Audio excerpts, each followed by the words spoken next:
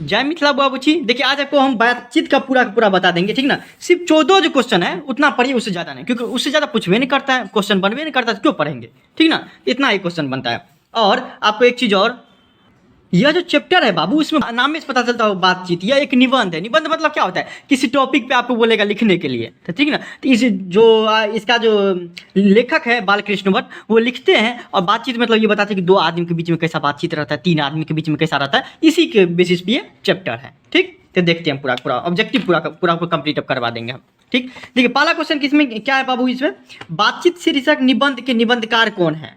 निबंध लिखने वाले को निबंधकार बोला जाता है, तो वही बालकृष्ण भट्ट। कौन हो जाएंगे, बालकृष्ण भट्ट हो जाएंगे, ठीक।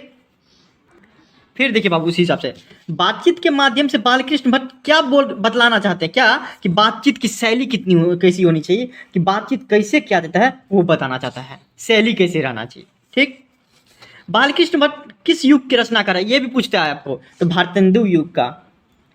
कौन सा, भारतेंदु युग का, ठीक। फिर आपको 4 नंबर देख लीजिए बाबू। बालकृष्ण भट्ट जो है आपको इनमें से जो है ना, आपको कौन सा पत्रिका का संपादन किया था, कौन सा पत्रिका जो निकाले हुए थे, तो वो प्रदीप था। क्या था, प्रदीप, ठीक बाबू।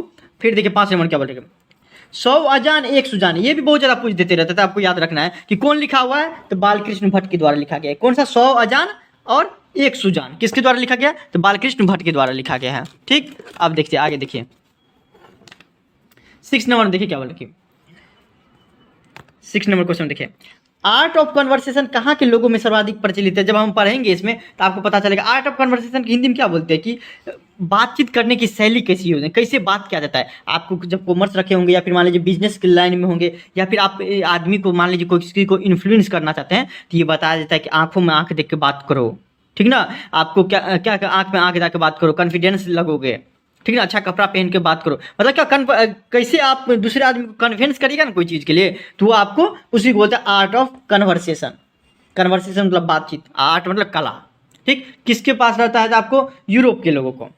7 नंबर में कौन सी रचना बालकृष्ण भट्ट की नहीं, इनमें से कौन सी रचना नहीं है, ये बताइए। 7 नंबर में कौन सी रचना नहीं है, तो विपथका जो है ना नहीं है, बाकी ये जो तीनों के तीनों है, ठीक। विपथका सिर्फ नहीं है।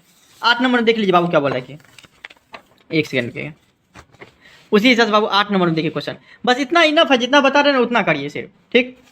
आचार्य रामचंद्र शुक्ल ने निबंधकार के रूप में बालकृष्ण भट्ट की तुलना किससे की है।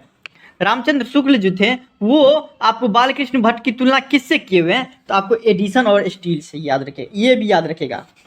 ये भी पूछ देते रहता है, उसे पूछता तो सब है लेकिन ये भी याद रखेगा, एडिसन और स्टील से। आप देखिए 9 नंबर में क्या बोला कि राम रमोवल का क्या अर्थ होता है, ये बताइए। राम रमोवल का क्या अर्थ है, 4 से अधिक व्यक्ति के बीच में होता है ना बातचीत, उसी को बोलते हैं राम रमावल। देखिए 2 आदमी के बीच में असली बातचीत होता है, इस चैप्टर के हिसाब से 3 आदमी के बीच में चुगली शुरू हो जाता है, ठीक है ना। ये मतलब कवि, इसमें कवि जो है ना बताए हुए हैं, ठीक, निबंधकार जो है। 10 नंबर देखिए बाबू, 10 नंबर में क्या बोला क्वेश्चन, कि बातचीत का उत्तम तरीका क्या, सबसे बढ़िया तरीका कौन सा है बातचीत करने का, तो वार्तालाप। सही बात है, आपको कॉन्फिडेंस लाना है ना अपने अंदर। मान लीजिए कि आप माइक दे दिया, आपको नहीं बोलने आता है, तो आप क्या कर लीजिएगा, अपने अंदर कॉन्फिडेंस क्या है, आत्मवार्तालाप, मतलब जब आप अपने से बातचीत करने लगेंगे तब। नहीं तो शीशा के पास जाकर बात करिए, अकेले में बात करिए, तो आपको अंदर से कॉन्फिडेंस आएगा, ठीक ना। तो बातचीत का सबसे उत्तम तरीका वही होता है, आत्मवार्तालाप। मतलब आत्म मतलब अपने से, वार्तालाप मतलब बातचीत करना, अपने से बातचीत करना, ठीक।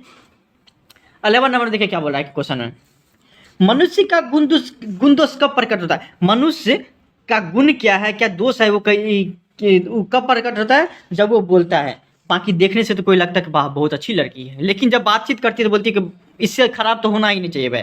क्या होता है देखने में, शादीशुदा मतलब शादी करने जाती है तो क्या होता है कि बस देख के लड़की को और आ जाते हैं, लेकिन जब वो घर आती है ससुराल, तब देखेगा उसका कि गुण और दोष क्या है, तब पता चलता है जब बोलना शुरू करती है तब, ठीक, कि अच्छी नेचर की है कि खराब नेचर की है। कब पता चलता है, जब वो बोलती है तब।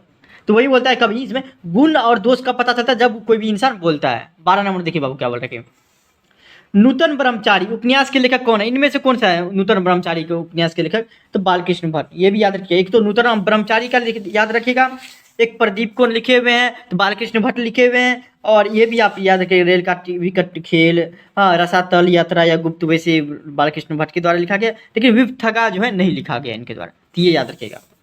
फिर आपको 13 नंबर देखिए बाबू क्या बोल रखिए कि बातचीत किस साहित्यिक विद्या की रचना है, इन्हीं में से बताइए कौन सा। तो निबंध है, ललित निबंध। ललित निबंध मतलब बोल सकते हैं कि एक पार्टिकुलर पर्सन के बारे में, या फिर मान लीजिए कि जो बातचीत है, बातचीत पे निबंध लिखेंगे तो उसको बोलेगा निबंध, ललित निबंध। ठीक है, बातचीत किस विद्या साहित्य विद्या की रचना है, तो ललित निबंध की। कहानी वहानी नहीं है, ये यात्रा वृत्तांत वगैरह नहीं है। लास्ट, बालकृष्ण भट्ट की काव्य के रचना काल है, किस काल काव्य के रचना काल है, तो आधुनिक काल के। आधुनिक काल मतलब अभी के रचनाकार है कौन, बालकृष्ण भट्ट। अब इतना इतना पढ़ लीजिएगा, इनफ है। ठीक है ना, इनफ है, कोई दिक्कत ही नहीं होगा इससे ज़्यादा, आपको पढ़ने का जरूरत नहीं, पढ़ना वेस्टेज ऑफ टाइम है। फिर भी कोई दिक्कत होता है तो इंस्टाग्राम पर फॉलो करके डायरेक्ट मैसेज करिए। यहाँ तक पहुँच गए तो कमेंट में जय मिथिला या जय बिहार जरूर लिखिएगा। ठीक, ये आईडी है 2022। Thank you so much.